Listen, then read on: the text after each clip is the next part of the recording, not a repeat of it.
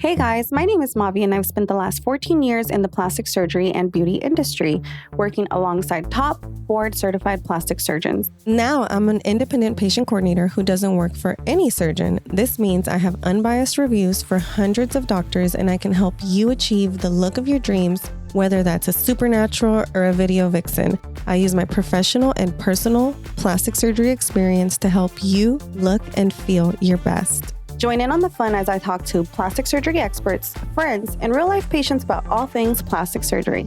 Should be fun. Hey guys, do I have the show for you today? I'm super excited to have a very special guest with me today, Dr. Matt Nykiel from SoCal Plastic Surgeons in Newport Beach, California. Hello, Dr. Nykiel. Hey, how are you? Nice to meet you or see you again from the meeting, and thanks for having me. I am very happy to have you on. And the meeting he's mentioning, you guys, let me tell my girls, I went to the aesthetic meeting a few weeks ago and I got to meet Dr. Nykiel in person. It was amazing. The conference was so good. I learned so much. It was so much fun. How was your experience?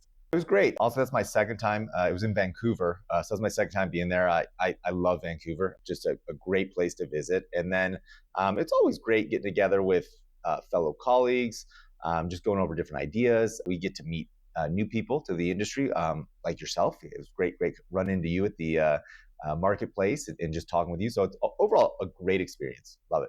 I love it. I have been going to the conferences for a couple of years. I've taken a lot of their patient coordinator courses. I've taken a lot of the classes that they offer, and I've always loved it. So being able to be there with a booth, and it's something that we came up with, it was just really a really amazing experience. I'm so happy I was able to do that. And I feel like at these conferences, you guys share a lot of information about what is happening in your practice, right? That's right. Yeah, I would say that's one of the major things that we do is always kind of like, hey, what's new? What's the trend? What are you guys seeing? What information can we share to help each other out?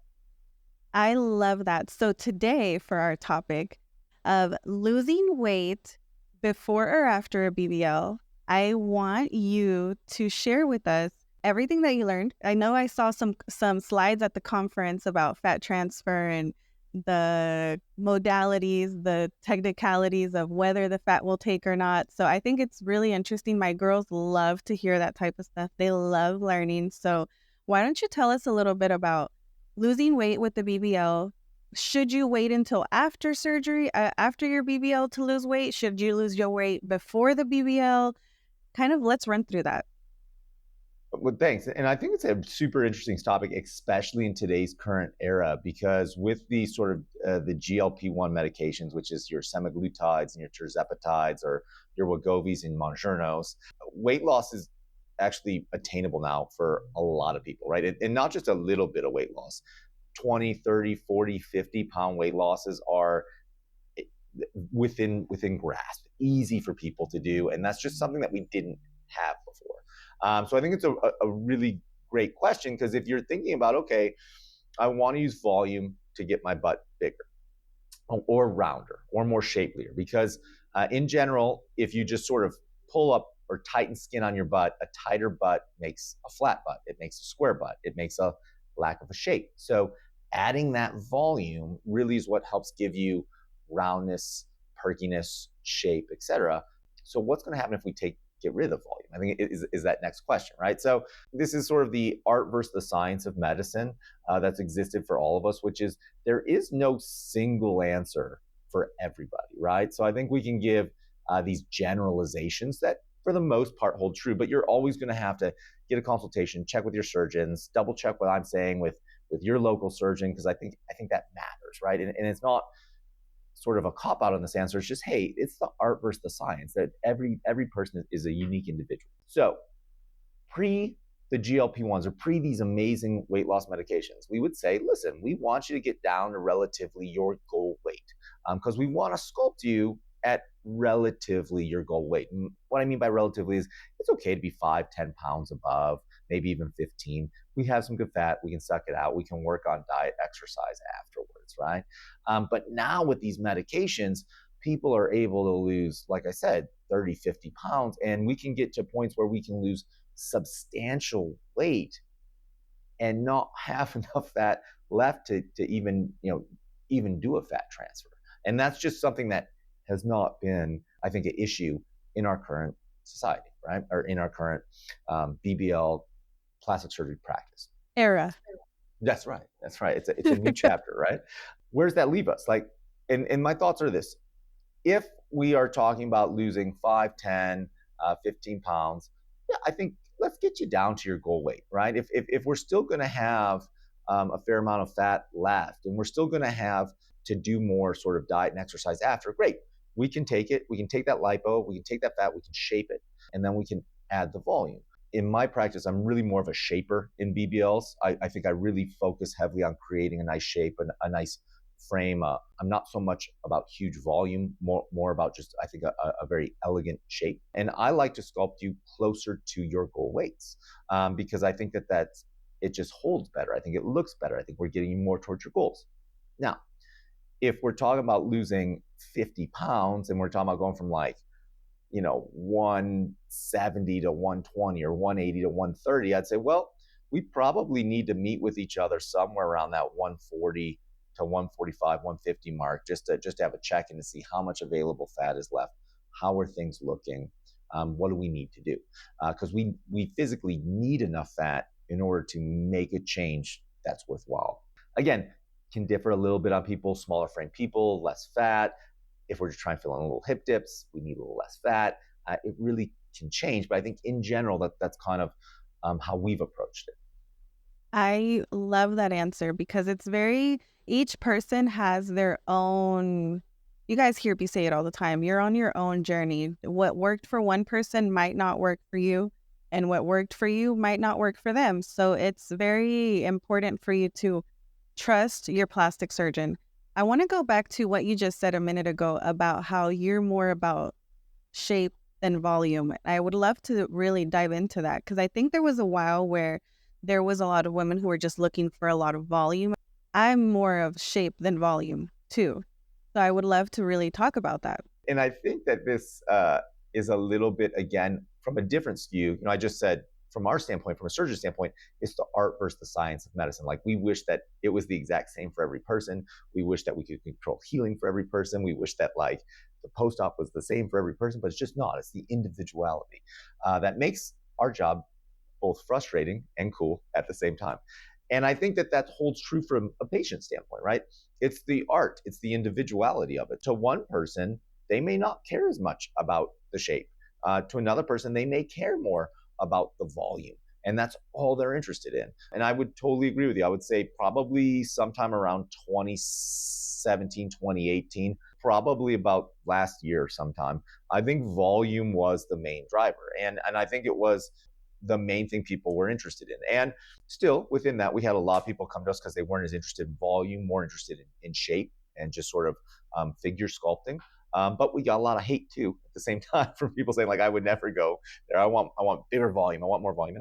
And I think we're seeing a little bit of a, like anything, that sort of pendulum swing, and we're swinging more back into the baseline, which is in the middle, I think, which is just, hey, volume's not so much of the issue. It's more just sort of, we call it body balance at this point in time. So we want to balance the body, especially in women. We want to really balance hips, shoulders, waist, and really try to see how we can create a more feminine or just more aesthetically appealing shape, really kind of hit goals right. And that focuses on that sort of body balance shaping. In my mind, I think BBLs are a lot of addition by subtraction, right? Like, I think good lipo helps to set up a good BBL result. Absolutely. And actually, that leads us right into our next question, which was something that I want us to talk about, which is liposculpting with Vaser versus with micro air. Because I saw on all of your stuff that I think you do both. I do. So I do that. So in full disclosure, I'm actually an international trainer for Vaser. And I'm actually an international trainer for Renuvion, which is a skin tightening device. So I'm not a trainer for micro air. This gets in a little bit in the weeds, but hopefully I can break it down for everybody pretty easy. So if you think about it, liposuction has gone through a number of technology improvements. first off, originally liposuction honestly was done with a syringe by hand, and somebody was just like pulling on the syringe and moving the cannula back and forth, and that took a ton of effort. It was really hard to even focus on trying to shape somebody because it took so much energy. The next thing is somebody hooked up basically the cannula to a vacuum, right? And that vacuum helped to suck the fat out. Significant improvement, but still require a lot of energy.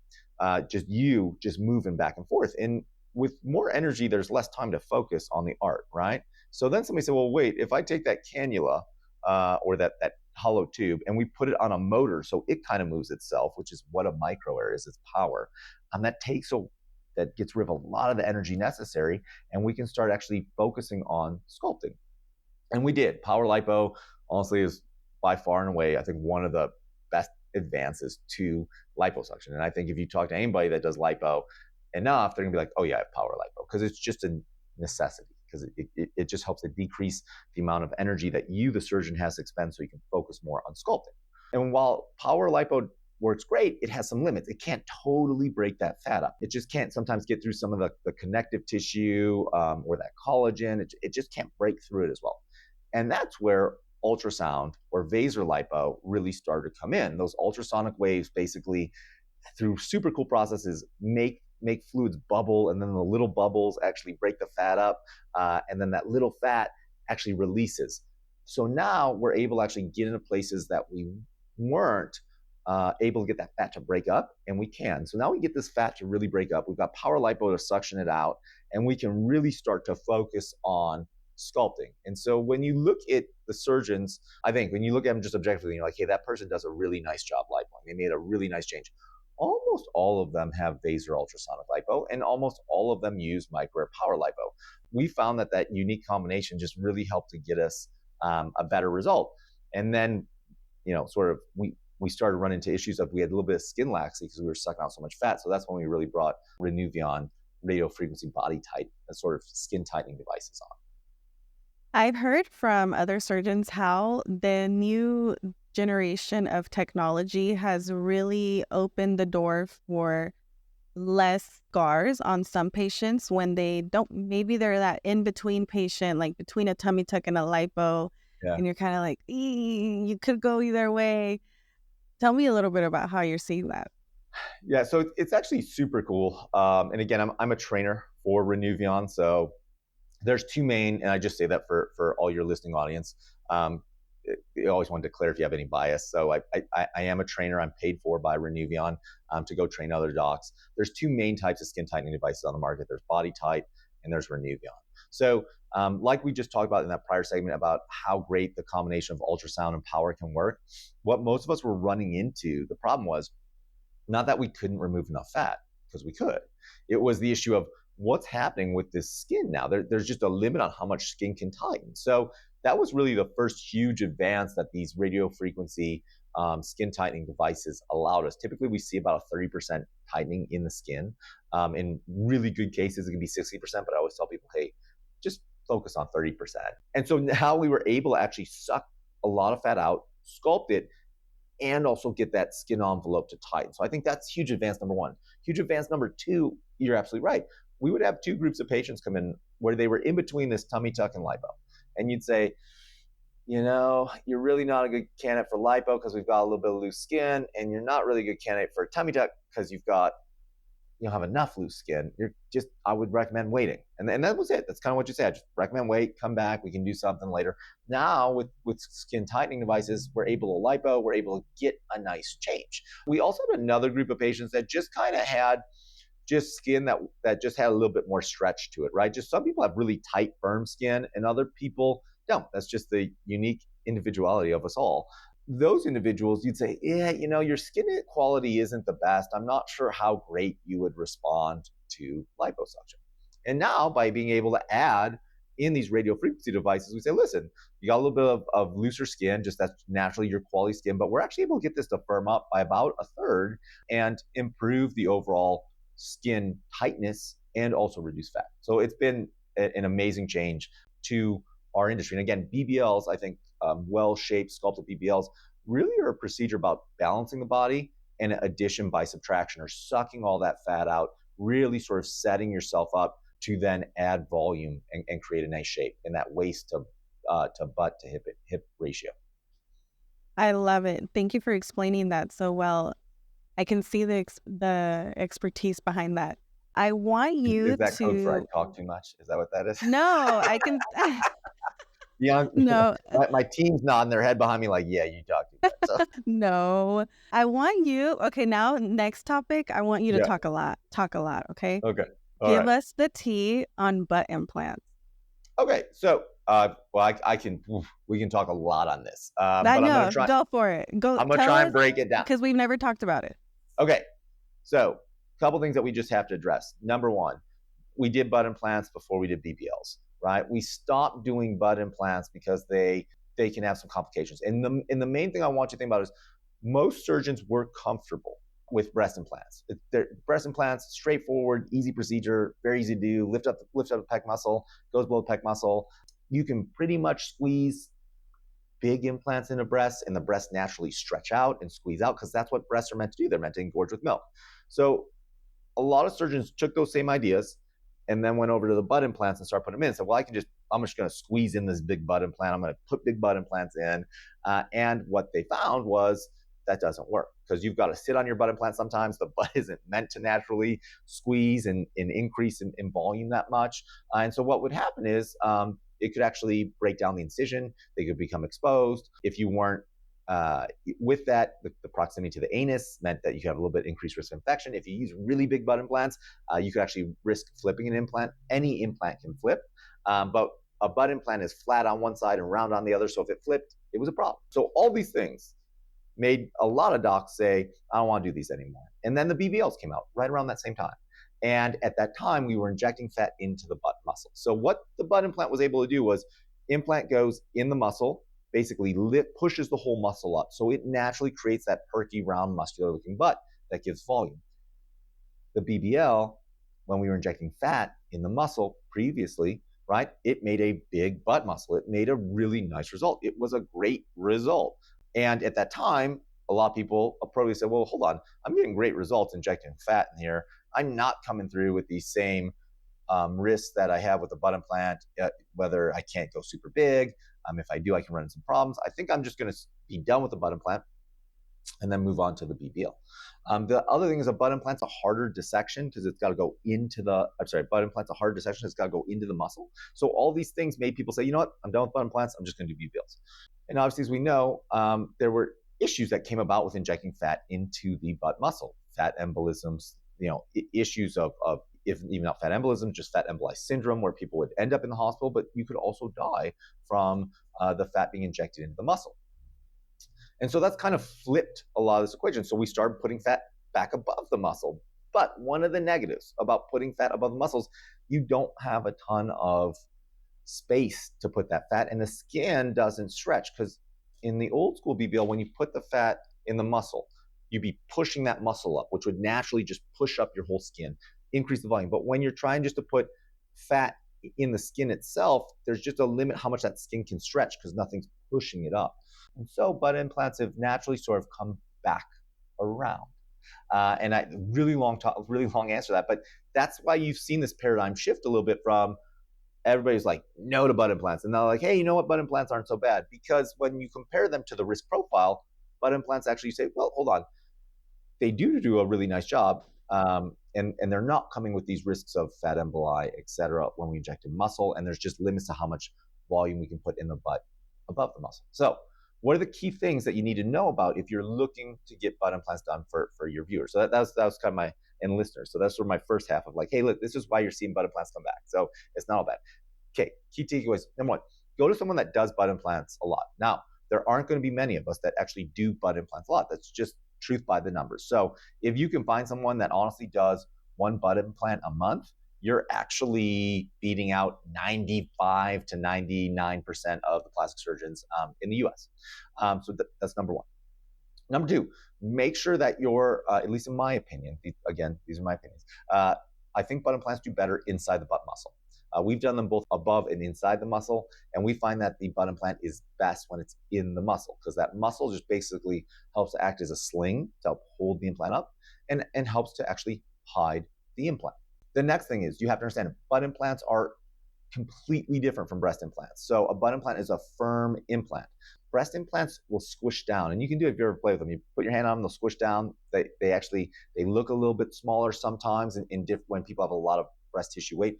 Butt implants, that's not the case. If a butt implant is sticking out this much, it's going to push your butt out that much. I kind of call it, usually we tell people a butt implant acts like twice as big to a breast implant. So if you were looking at like a 300cc butt implant, that's going to function similar to like how a 600cc breast implant would. And that's just kind of been what we found. We have to respect the width of your butt. So there's very limited sizes on butt implants that match each person's butt width. Breast implants, that's not the case. We have honestly pages of breast implants that we can match to your size of your breast. That's not true for butt implants. So we want to use a butt implant that fits the width of your butt. If we do something too big, it's going to look weird. It could stick off, or it could potentially not fit in the incision, and that's not good. So those are the key takeaways that you want to know. You want to make sure that you're not using too big of a butt implant. The common size butt implant that we use is about a 275 to 350cc butt implant. That's it. But it functions a lot bigger, because you hear those numbers, you're like, that's small, but you see a lot push out of it. The second thing is we got to use a butt implant that matches your butt width. I really believe that in the muscle is better. I think it gives a better result. And you want to go to someone that does butt implants frequently. And frequently simply can mean like, hey, if they're doing 10 to 12 butt implants a year, they're doing more than almost everybody. That's so true, because it's hard to find a surgeon that does butt implants and does them confidently and is like confident about the results. I know I've heard of some surgeons saying, yeah, I mean, I'll do it if they really want it, but it's not like something that they really like to do or enjoy doing or find, I guess, exciting, but they don't. The complications that come out from them probably cause them more of a headache than actually doing the procedure. And I think a little bit of it too was just, if you trained as a plastic surgeon, let's say in the past 10 years, right? You really weren't exposed to that many butt implants because they just weren't being done. BBLs, fat transfers were. So unless you specifically spent some time learning butt implants, you really weren't trained in it per se. Now there's a lot of things that we learn after the fact, but it's just something that is a new concept to so many people that it's not. I think when you get that response, they're like, oh, I can do it if you want. It's just they really haven't been exposed to it, and so I think that's when you're not exposed to it, you get a response like that, like, yeah, if they want it, I can do it. But yeah, if you've done them and you've seen it, you're like, yeah, no, we can do it. If we do it appropriately, we can use it for really thin people, or people that want a little bit more of a pronounced volume, or people that are really flat butt that you're like, how much can we really expand this? They're great answers. I love to hear that. I have another thing that I want you to talk about, Yeah. which I'm super curious about. I saw on your feed the BBL vacuum in the OR. Yeah. Tell me about that.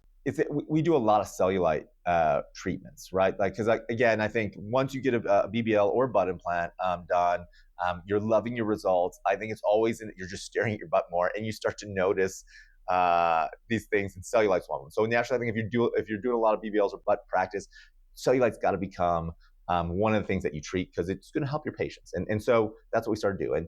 We've actually developed some really neat techniques for cellulite, and it works. I think there's a lot of myths out there that cellulite treatment doesn't work. It does. It's just sometimes we got to treat more than once. And so that's why people, I think sometimes say like, oh, it doesn't work. Sometimes you got to pop it out more than once. And one of the devices we use during cellulite is we put a vacuum suction device. Kind of looks like a big cupping device, right? And it sort of pulls that cellulite band a little bit so I can pop them. We sometimes got to use that in like really hard cellulite cases. And one day we were doing it, and we kind of thought, well, I wonder if this would help stretch that skin out and give me a little bit more volume to put the fat in. Because all of us struggle now putting fat above the muscle, but hey, can we get enough space to put that fat in? And so we tried it, and what we found was the results were good. They do use a similar device like this when they do fat transfers to the breast. It's called a Brava device. And one of the things that studies showed that is it increased blood flow to that area. And as kind of I'm sure everyone knows that's listening here, is that fat transfers, sometimes they can take well, sometimes they cannot take well. In my opinion, that's really due to how much you're off your butt. But one of the other issues of sort of fat taking is, does it get a blood supply? Does it actually transplant into the tissue surrounding it? And so one of the ways we could get that to actually improve is increasing the blood supply. And we know that actually vacuum suctioning does it. And there's been studies done on it with fat transfers to the breast. So we found when we were doing it, we could get a little bit more fat in, and that our results were just a little bit better. And it's super easy to do. It takes us a couple minutes. We just vacuum suction the butt before we inject that fat, and we see a nice change from it. Again, just all these little things that you're trying to do when you're injecting fat above the muscle. I love to see the innovation. It's a long, again, another long answer, but I don't want to run you through, like, because you're like, how do you, that's what I would think if I was listening or watching. It's like, how did you decide to put a suction device on somebody's butt? And that's kind of how we sort of got to that point. I love that. The problem solving, though, you're like, wait, this works over here in a different way. I wonder how it would work if we did it over here. And it turned out it worked out great. Yeah, it did. It was awesome. So before I let you go, I have one more question. Well, two, actually. My first one is one I ask all my surgeons, and that is if you are team drains or no drains. Oh, I got such a long answer for you on that. But it's a good story. Okay. Okay, so go for it. Originally I was team no drains. 100%. Team no drains. It's like, no, we don't need drains. Like, just leave them open, they'll drain, get some chucks. Actually, also we would recommend patients even like the puppy pads, because you could get puppy pads for like substantially less than these medical, sort of chucks. They're the same thing. And then it's terrible 24 hours, just a lot of fluid drains out, but you'll be fine. And then I did the surgery on my wife, and so I was taking care of her in a hotel, and I was just kind of watching all this drainage come out, and her sort of in these chucks as all this fluid's come out. A lot of surgeons still do it, and I used to do it, and I just thought, this is gross. Like this is no, I'm grossed out, and I'm the surgeon, kind of like with all the fluid. And it's true. So honestly, the day after I went into the OR, I was like, guys, we're putting drains in. And everybody kind of looked at me weird. I was like, it's going to be so much cleaner. And also we get the drains out at the following post-op visit. So like we take them out right away. It's just for those first, 8, 12, 24 hours. It just helps collect that fluid. It keeps things so much cleaner. And I think overall, it's just a better experience. I don't think it has any impact on the results at all. I do think it just makes your life as a patient better, and it's what I would want if I was a patient. I love that answer because I'm team drains, and my surgery, I had drains, but I've worked with plastic surgeons who did drainless, and that, it is messy. And I think it's funny because a lot of, in one episode I did with Annalisa, maybe 2 seasons ago, we were having a talk about this, and she's like, oh, but it's better, it's cleaner. And then I'm like, no, it's not. You're draining out of these little puncture holes, and it's getting everywhere. She's like, oh, but you can use puppy pads. So this is really interesting because you still drain. It's not like you're not draining. The fluid it's still there. Yeah. It's amazing. Yeah. It's just amazing how much of that tumescent fluid comes out, and it's just so much cleaner. It's just clean. I think it's cleaner. Better because you don't get it on your garment, so you're not wet. So then you're not uncomfortable. And then the bed. Like that. Like the whole thing. Like then you don't have to worry about like, what about your sheets? What about your clothes? What about your your furniture? It's just cleaner. It's just better. It is. I love it. So good answer. Okay, so my next one is, and my last one. All right. Is if it was your wife or your sister, I guess your wife already did it. So maybe your mom, your sister, your best friend, somebody very close to you who was considering having a plastic surgery procedure, and they're just about to get started on their journey. What is one tip that you would give them? One tip that I would give them. I talk so much, and you've pushed me down on one tip. Okay, you can make as many as you want. All right. Okay, I will. So all right. So these are my tips for people wholeheartedly that I feel. Number one, you've got to be doing plastic surgery for yourself.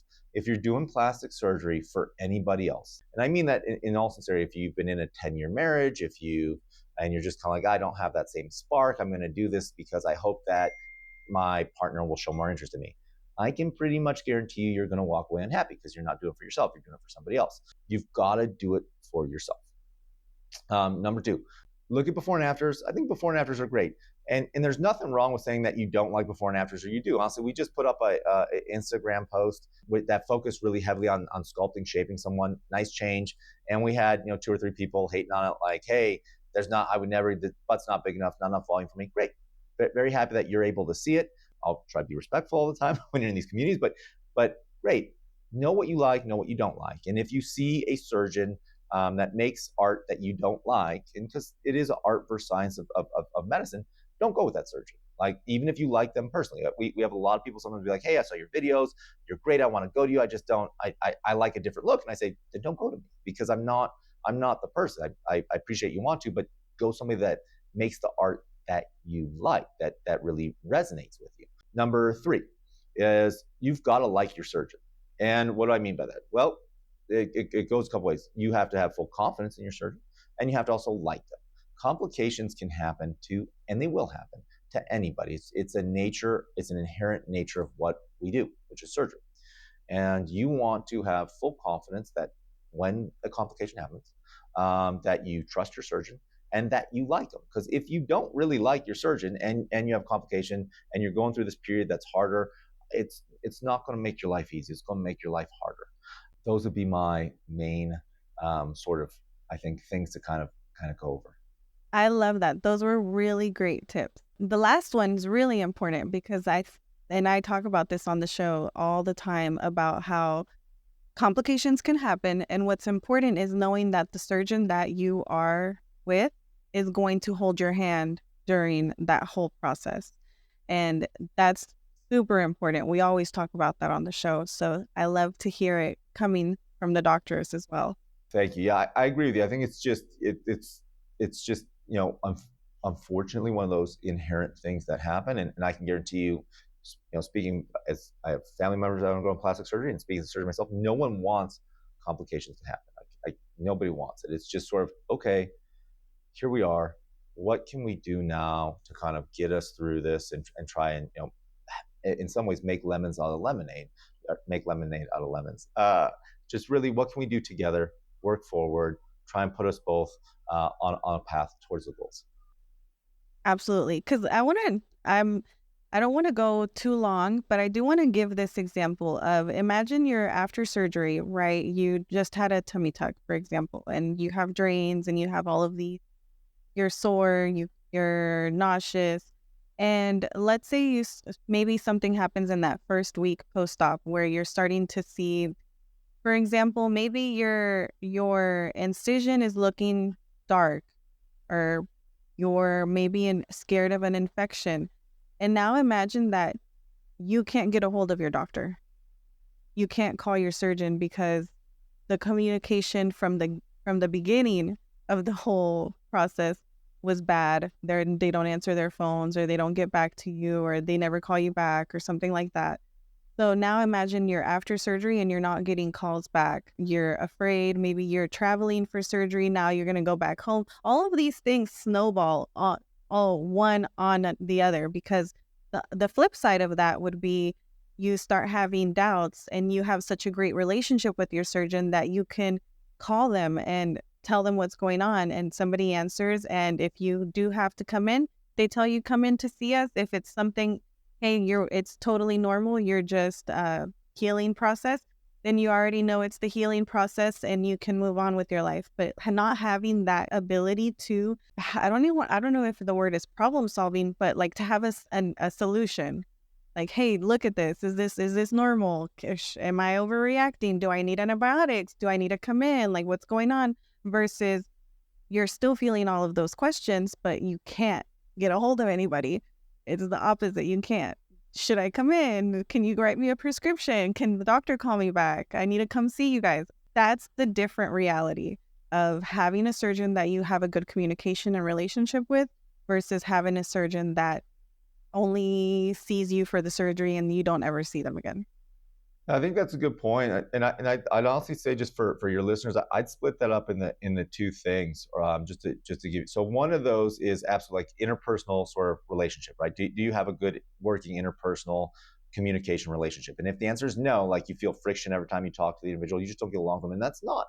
I think sometimes in general, we sort of shy away from saying that. Like, that's totally fine. There are personalities of people that get along well together, and there are personalities of people that don't get along as well together. Great. If you find yourself when you've met a surgeon, and even if you're like, I love these before and afters, I love what this person does, I love these results, and then you maybe you're like, I just don't get along with this person, you really want to take a step back and say, wait a minute, is that a good choice? The second part of that is, if you find that you cannot ever get in touch with the office, no one will call you back, no one will respond to you, I'd say that's a good indicator too, right? To give you an idea, like every single one of our patients gets my cell phone number. It's just directly my number. It's right to me. They can text me, call me whenever they want. It's part of that sort of that concierge treatment, but it's that direct line of communication. Once you are that surgical patient of like, hey, it's really important we stay in communication with each other. And here's my number. Here's my cell phone number. I know not every surgeon has to do that, but you just want to make sure. That's a great question when you're kind of asking, also to circle back on the journey, like, make that one of your questions. Hey, how do I get in touch with you guys after surgery? How do we keep in communication? Because I agree with you. There's many stories of sort of clinics, et cetera, where kind of you can't ever get in touch with anybody. And that's not good. That's not good. And the patient journey is really affected. So I'm glad that we're talking about it today, and I'm going to continue talking about it. And it's something that I'm very passionate about, educating my girls, my audience, about what to look for, what are red flags, what are green flags, and talking to different plastic surgeons on the show and exposing the surgeons to my girls so that they can get to hear like, hey, this is somebody that I respect and I admire what they're doing and how they run their practice. And it also kind of sets as an example, like, okay, because this is something I've always said, just because that's how they do it doesn't mean that you have to accept it. So if just meaning, oh, this is how they do it, you don't get to meet the surgeon, you only get to meet them the day of, you don't see them, like, just because that's how they do it doesn't mean that you have to accept them and that you have to go there because you love the results. There's a lot of plastic surgeons that can deliver amazing results and give you the bedside manner and take care of you. Yeah, and going back to the journey, if my family member said they went somewhere and they weren't able to meet the surgeon until the morning of surgery, I'd say no. That's just people do it. I'm not saying it's wrong, but if it's my advice, I'd say no. Don't go to that person. Don't go to that person. I think we couldn't leave off on a better note. Thank you so much, Thanks Dr. Nykiel, me. You did such a good job. You did great on your answers. Not long, not long-winded at all. You did great. My staff is laughing back behind us. I just want to let you know. They're like, okay, we'll see. Yeah. Hey, sincerely, thanks so much for having me. It was great meeting you at the meeting, and I'm so happy we were able to sync up and do this. Thank you. Thank you, and we'll have you back on in the future, and let's pick a good topic. I would love it. Yeah, let your audience decide, and we'll talk about whatever. I love it. Yeah, that would be good. So that's the episode for today, you guys, and I'll see y'all next week. So if you're listening to this episode and you're listening to the Big Butts No Lies podcast, you might be on your surgery journey. And if you are, and you don't know what to do, you don't know where to start, you've come to the right place. I am so excited to do one-on-ones with you guys. I've realized as I do them more and more just how valuable they are to you, not only because you get my expert opinion, I get to guide you towards plastic surgeons that we know are going to do a good job and keep you safe. Besides all that, I get to talk to you about things that might not even be on your radar, things that you don't even know are possible. But since we get so in depth with our conversations and I really get to know what your dreams are and what you're really looking for with your body, I can tailor my recommendations to the surgeons that I know can help you achieve that. And taking the guesswork out of who to go to is invaluable. So schedule your one-on-one phone call with me. You can go to my website, go to the quick links, submit your information, let me get to know you. Let me see how can we help you. You can get your own team. You guys, I have been working so hard behind the scenes to come up with a perfect way for you to have your plastic surgery and not only come out with beautiful incisions, but also feeling beautiful on the inside. So book your call with me and take the guesswork out of your plastic surgery journey. And don't forget, new episodes every Monday. I'll see you then.